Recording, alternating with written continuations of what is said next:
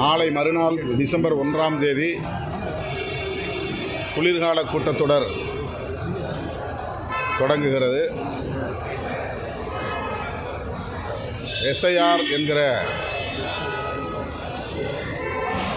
குடியுரிமை பறிக்கும் செயல் திட்ட நடவடிக்கை குறித்து எதிர்க்கட்சிகள் கேள்வி எழுப்ப அது தொடர்பான விவாதத்தை நடத்த அவையை ஒத்திவைக்க கோரி பிரச்சனைகளை எழுப்புவதற்கான சூழல் இருக்கிறது. விடுதலை சிறுத்தைகள் கட்சியின் சார்பில் அவையை ஒத்திவைத்து அதை விவாதிக்க வேண்டும் என்று வலியுறுத்துவோம். தமிழ்நாடு உட்பட 12 மாநிலங்களில் இந்த நடவடிக்கை மேற்கொள்ளப்பட்டு வருகிறது. நாடு தழுவிய அளவில் இதுவரையில் 25க்கும் மேற்பட்டவர்கள் இதனால் பூத் லெவல் ஆஃபீஸர்ஸ் என்கிற அதிகாரிகள் தற்கொலை செய்து கொள்ளும் நிலை ஏற்பட்டிருக்கிறது. மேற்கு வங்கத்தில் முதலமைச்சர் மம்தா பானர்ஜி அவர்கள் மிக கடுமையாக ஒன்றிய அரசை எச்சரிக்கும் வகையில் விமர்சித்திருக்கிறார். எனவே எதிர்க்கட்சிகள் இது குறித்து கடுமையாக நாடாளுமன்றத்தில் இரு அவைகளிலும் குரல் எழுப்பும் என்று நான் நம்புகிறேன்.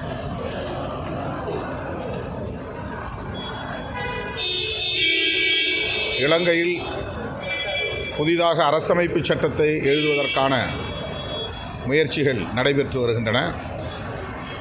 JVP அரசு பொறுப்பேற்ற பிறகு குடியரசுத் தலைவர் அனுர திசநாயகே புதிய அரசமைப்பு சட்டத்தை எழுதப்போவதாக பல்வேறு முயற்சிகளை மேற்கொண்டு வருவதாக தெரிகிறது. இந்த சூழலில் இந்திய ஒன்றிய அரசு தலையீடு செய்து புதிய அரசமைப்பு சட்டத்தில் கூட்டாட்சி நிர்வாக முறையை கொண்டு வருவதற்கான ஏற்பாடுகளை செய்ய வேண்டும் என்று ஈழத் தமிழர்கள் விரும்புகிறார்கள். இந்திய அரசு ஈழத் தமிழர்களுக்கு அதிகாரத்தை பகிர்ந்தளிக்கக்கூடிய வகையில் இலங்கை அரசுக்கு உரிய அழுத்தம் தர வேண்டும் என்பது மிக முக்கியமான ஒரு கோரிக்கையாக இருக்கிறது. விடுதலை சிறுத்தைகள் கட்சியின் சார்பில் இந்திய ஒன்றிய அரசின் கவனத்திற்கு இதை எடுத்துச் செல்வோம். மாண்புமிகு முதல்வர் அவர்களும் தமிழ்நாடு அரசின் சார்பில் இந்த கோரிக்கையை இந்திய ஒன்றிய அரசுக்கு வலியுறுத்த வேண்டும் என்று ஏற்கனவே முதலமைச்சர் அவரிடத்தில் வலியுறுத்தியிருக்கிறோம். மீண்டும் வலியுறுத்துகிறோம்.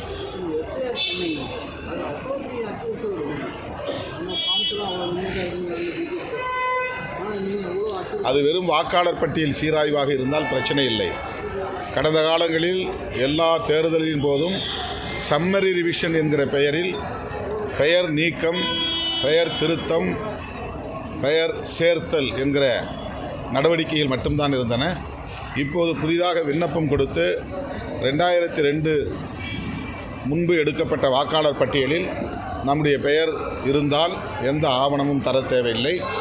அந்த பட்டியலில் இடம் பெற்றிருக்கவில்லை என்றால், பெயர் இடம் பெற்றிருக்கவில்லை என்றால் அவர்கள் கோருகிற 13 ஆவணங்களில் ஒரு ஆவணத்தை காட்ட வேண்டும். அது குடியுரிமையை சோதிக்கிற ஒரு ஆவணம்.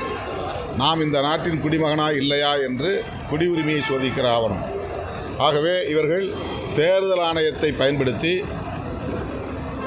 குடியுரிமை சட்டத்தை நடைமுறைப்படுத்துகிற முயற்சியில் ஈடுபடுகிறார்கள்.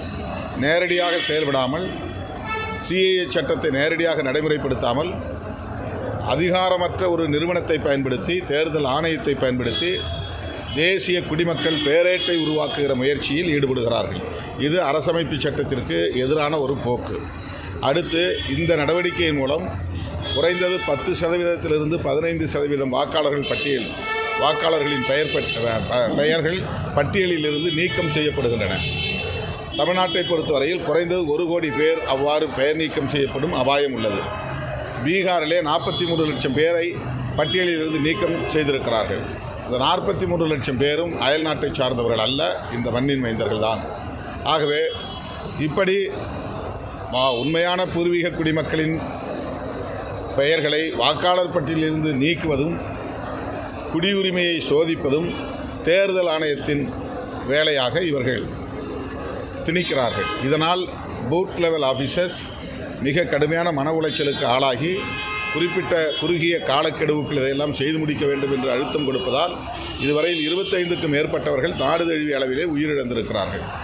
ஆகவேதான் இந்த நடைமுறையை நாம் கண்டிக்கிறோம், எதிர்க்கிறோம்.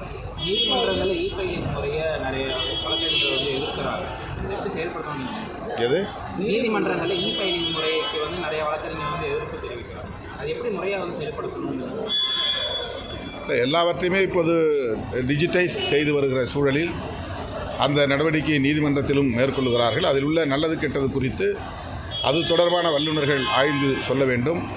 இ-ஃபைலிங் என்பது எல்லோராலும் இலகுவாக செய்யக்கூடிய ஒன்று அல்ல. ஆகவே அதில் உள்ள சிரமங்களை கருத்தில் கொண்டு வழக்கறிஞர்கள் எதிர்ப்பு தெரிவிக்கிறார்கள் என்று நான் கருதுகிறேன்.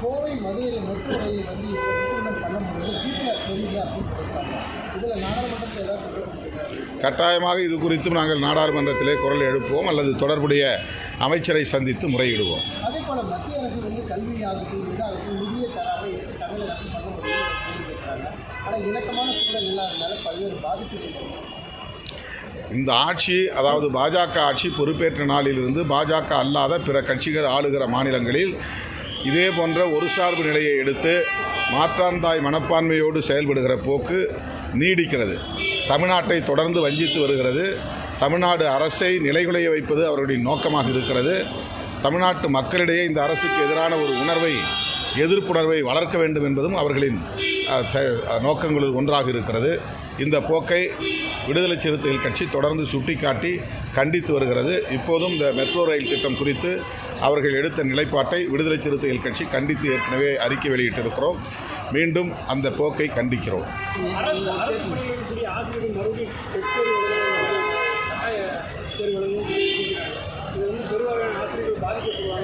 ஏற்கனவே இந்த பிரச்சனை குறித்து முதலமைச்சருடைய கவனத்துக்கு கொண்டு போயிருக்கிறோம். அவர்கள் அந்த தேர்தலை எழுத வேண்டும் என்று வலியுறுத்துவதை அரசு மறுபரிசீலனை செய்ய வேண்டும், அதை கைவிட வேண்டும். அது ஏற்கனவே கருத்து சொல்லி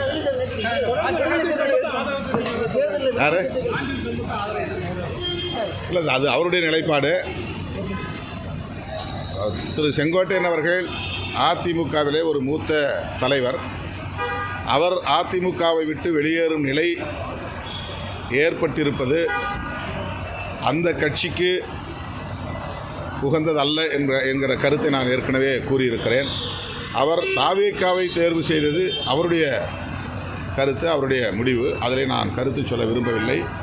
ஆனால் அதிமுகவை இப்படி ஒரு நெருக்கடிக்குள்ளே தள்ளியதில் பாஜகவுக்கு ஒரு பங்கு இருப்பதாக நான் கருதுகிறேன்.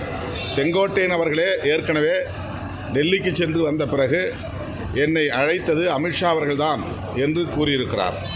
அமித்ஷா அவர்களோடு அல்லது பாஜக தலைவர்களோடு அவ்வளவு நெருக்கமாக இருந்த ஒருவர் அதிமுகவிலே தொடர முடியாத நிலை ஏற்பட்டிருக்கிறது என்றால், அதிமுகவும் பாஜகவும் கூட்டணி கட்சிகளாக இருக்கிற சூழலில் இது எந்த அடிப்படையில் நிகழ்ந்தது என்கிற கேள்வி எழுகிறது. பாஜகவினரால் செங்கோட்டையன் அவர்களுக்கும் பழனிசாமி அவர்களுக்கும், எடப்பாடி பழனிசாமி அவர்களுக்கும் இடையிலே ஒரு இணக்கத்தை ஏற்படுத்த முடியவில்லையா? எல்லா பிரச்சனைகளிலும் தலையிடுகிற பாஜக இந்த பிரச்சனையில் ஏன் வெளிப்படையாக தலையிடவில்லை அல்லது அவர்களை சேர்த்து வைக்க முயற்சிக்கவில்லை? அதிமுகவை கட்டுக்கோப்பாக வைத்திருக்க அவர்கள் ஏன் விரும்பவில்லை? அதிமுகவில் இப்படி ஒரு பலவீனம் ஏற்படுவதை பாஜக ஏன் வேடிக்கை பார்க்கிறது? இது போன்ற பல கேள்விகள் எழுகின்றன. எனவே திரு செங்கோட்டையன் அவர்கள் அதிமுகவை விட்டு வெளியேறியதில் திரு எடப்பாடி பழனிசாமி அவர்களுக்கும் திரு செங்கோட்டையன் அவர்களுக்கும் இடையிலே ஏற்பட்ட பிரச்சனை மட்டும்தான் காரணமா, அல்லது பாஜகவின் சித்து விளையாட்டுகளில் இதுவும் ஒன்றா என்ற ஒரு சந்தேகம் எனக்கு இருக்கிறது என்பதை ஏற்கனவே கூறியிருக்கிறேன். அந்த கருத்தில் நாங்கள் இன்னும் உறுதியாக இருந்தாலும் அந்த கோரிக்கையை வைக்கிற ஒரு காலச்சூழலாக இது இல்லை என்பது எங்களுடைய கருத்து. எங்களுக்கு தான் ரெகக்னிஷன் ஆயிருச்சு. மொத்த இல்லை ரெகக்னைசேஷன் ஆயிடுச்சு, எங்களுக்கு சின்னம் சொந்த சின்னம் வந்துருச்சு. உதயசூரன் சின்னத்தில் நிற்கிறதுக்கான வாய்ப்பு தான். இல்லை சொந்த சின்னம் வந்துருச்சு. இப்போ அந்த கேள்வி எழாது. ரெகக்னைஸ்ட் பார்ட்டி, அதனால் எங்களுக்கு சொந்த சின்னம் பானை சின்னம் கொடுத்துட்டாங்க.